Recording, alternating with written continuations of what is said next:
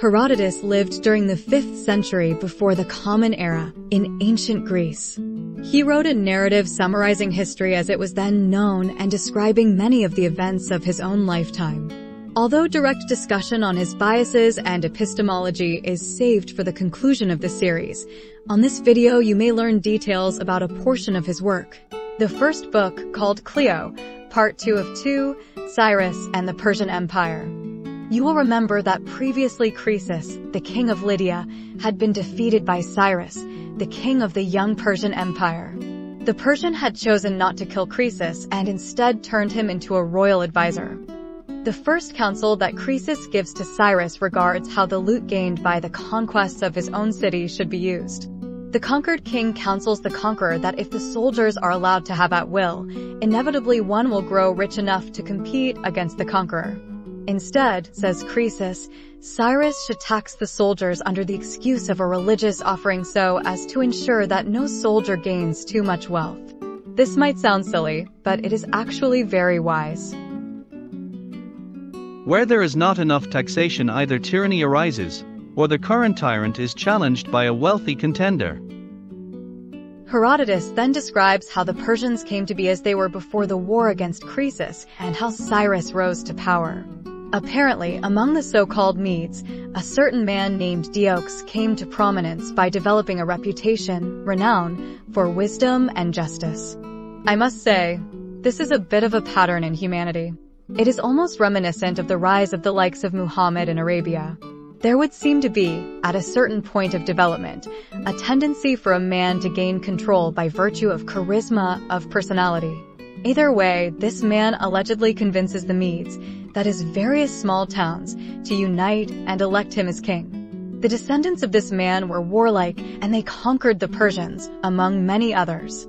They are described as the first rulers of Asia. Of course, that would be the Middle East.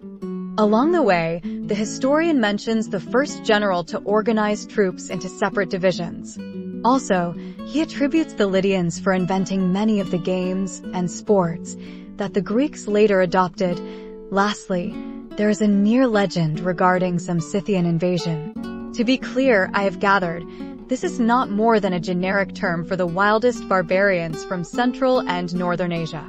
Be whatever they may be, these have a lot of success, but then, as they plunder a temple of Aphrodite, the impious are punished by being turned into women. Somehow this carries through generations, as if they had some sort of deficiency in their private areas. The Medes finally regain power and Cyrus's ancestors enter. Here the writer refers to a divine, although macabre, vision as the cause of historical events. In short, let it simply be known that the king dreams that his daughter will give birth to a vine that will cover all of Asia. This is but the last of several visions that worry the king so much that he orders a high-ranking companion to kill his daughter's child. Yet, this man secretly gives the baby boy to a shepherd who in turn keeps him and raises him along with his wife. It's all like something out of a myth. I love it. When Cyrus is older, but is not yet an adult, he is brought before the king because he was rude to a noble boy. Apparently, young Cyrus had been chosen by his classmates as the king in a children's game. The game consisted of the chosen king doing things like giving orders, sending messengers, and I guess ordering punishments. Thus, it happened that he punished the privileged child. The king noticed the similarity in appearance and deduced that this was his grandson. To make a long story short, the king punishes the man he had instructed to kill the child, a man named Harpagos. Most cruelly, truly barbarian-like, the king killed Harpagos' children and secretly fed them to the father. Woe and yuck. As for the young Cyrus, it was interpreted that since he had been elected king in a children's game, the prophecy, the vision, was already fulfilled, as often happens with those visions, you know. LOL.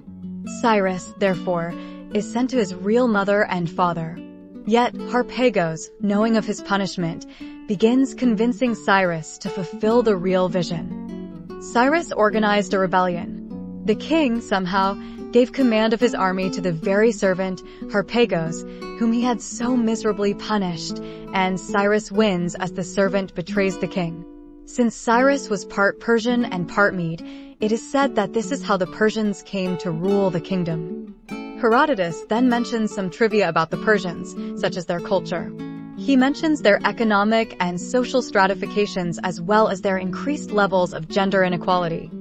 I find uncommendable how he approves of the practice of not letting fathers see their children until these are 5 years old so as to avoid any emotional pain to the father if the child dies. I found this most curious from the practice, which I am sure could not have been universally practiced, to Herodotus' commendation of it. It is, however, commendable how he commends them for having basic protections against the mistreatment of servants and slaves. The historian describes the expansions of the Persians under the command of Cyrus. There are various conquests until those of the Greek cities in the Western Asia Minor. Of these cities, there are references to both Bias and Thales of Miletus. Both propose to the cities what the historian calls most excellent counsels. Bias says that they should all band together and leave for Sicily. There they could have reigned and be free of all threats. Thales says that they should band and form a city for an administrative federal government. I must say, though the latter sounds obvious, most nations in contemporary times have failed to do this. Rather, these are always threatened by inequities of centralism as their capital is always, if not their largest, at least one of the largest, already established population centers. When speaking of Cyrus' invasion of Caria, the historian credits them with inventing or popularizing the use of crests on their helmets. Likewise, with how shields are used. Most critical, the handles of a hoplite shield, as before shields were hung over the shoulder and back. Then enters a description about the greatest conquest of all, the glorious city of Babylon. Herodotus begins by saying that this city, which was then of the Assyrians, had a magnificence greater than all other cities of which we have knowledge. He goes into some detail about the various wonders or edifices. The most curious thing is the mention of a tower that was composed of 8 towers, one on top of the other, each one smaller than the prior. In this building a woman was offered to a god for procreation or entertainment. Jocularly enough, Herodotus says that the Egyptians had a similar ritual and that he does not believe that any god actually ever entered to fornicate as was believed. Describing the history of the Assyrians, the rulers of Babylon, the writer emphasizes a queen that, noticing the growing threat of Persia, responded with a massive engineering or terraforming defensive work.